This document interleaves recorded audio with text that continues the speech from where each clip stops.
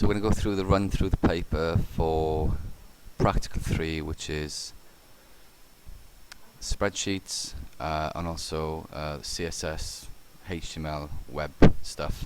Also there's a bit of graphic editing on here, so we need to be comfortable with this, obviously going into the exam. So the first thing you need to do is create a new word process document, save this with the file name evidence.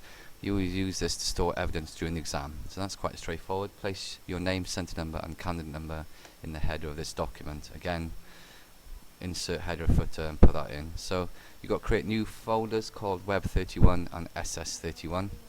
So let's do that. So create a new folder called Web31 and SS31.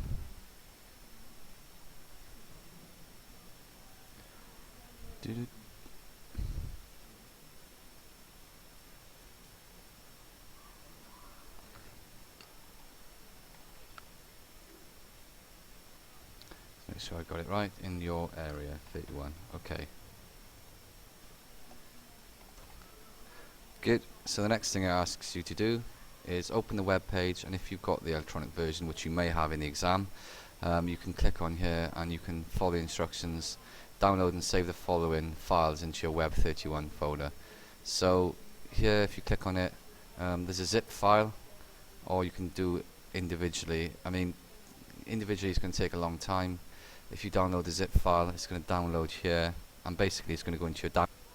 So then it appears here, so you open that up there, and what you can do is you're going to copy, or Control C, and that's going to go in your Web31 folder. So you might be slightly more organized than me. There's a Web31 folder there, and I'm just going to paste it in there. I'm just going to check that all the folders and files are there. So let's have a quick look.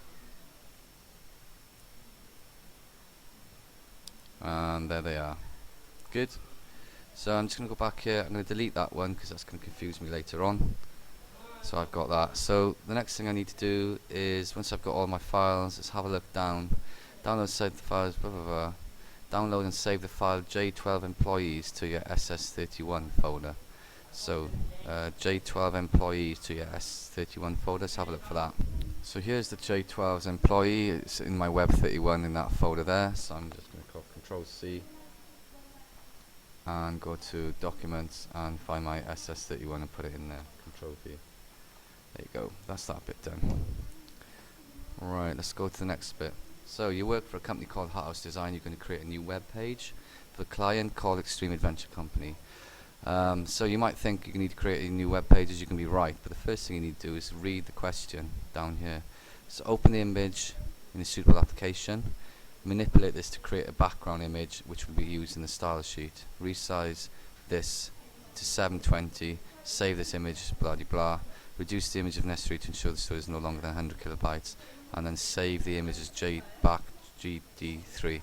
So you need to do all these. The important thing that we're going to think about here is you need to manipulate this to create the image which will be used in the style sheet. Okay, that's quite important. You need to make sure that you're basically doing all these things here, and then it'll come apparent later on why we're doing it. So if we're going to manipulate an image, what we need to do is open it. We need to open that in a suitable graphics editing software. My choice would be Fireworks, so you can choose Photoshop if you like. I'm going to show you how to do it in Fireworks. So that's the image I had earlier, so let's get rid of that. So I'm going to open, and from my computer, my home drive, and it's Web31 I'm looking for. And then what I'm looking for is J12 background GD1. Okay, so that's what I'm looking for there. Okay, so this is the image, and it says resize the image so it's 720 pixels and maintain its aspect ratio. So what I need to do with this one is go to modify canvas and image size, and this bit here is where it'll keep its ratio. So the constrained proportions means that it will, whatever you change here will automatically change here, which means that the ratio would be fine. So 720 by 540, that's fine.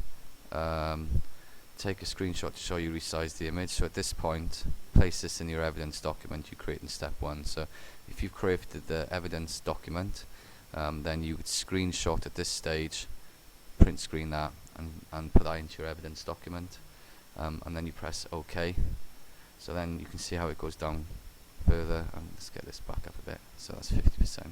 That's the view. Right, so it says save this image to J12 back GD2.jpg. So I'm going to file save as, and it's going to go back into the folder that I got it from. So home drive, and make sure I do this Web31, and it's going to go back in here, and I'm going to call it 2 because that's what it asks me to do. Okay, save. So it then says to me, reduce the image resolution if necessary to ensure that the stored image is no longer larger than 100 kilobytes. So I have to go and have a look at that. Let's go back to my Web31 folder, and let's have a look in here. So I'm looking for J12 image 2. Let's go back. Here it is, JPEG 2, and it's 51 kilobytes. Okay, so I don't need to do anything with that. However, it says say reduce the image if necessary to ensure save the image as J12 back GD3. Okay, we still need to do that, and I'll explain to you why in a minute.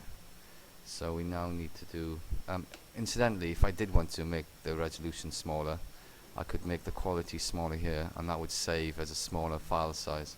So if I make it sort of 65, I can go file and save as, and I'm going to call that 3 because that's what it's asked me to do, and save. And once I've done that, okay, place a screenshot evidence of the file of this image in your evidence. So I'd screenshot this in my evidence folder, J12.3. Now it's down to 30, as you can see. I've reduced the size by the quality thing there. So I take a screenshot of that and put it in my folder. Okay, that's that first bit done. So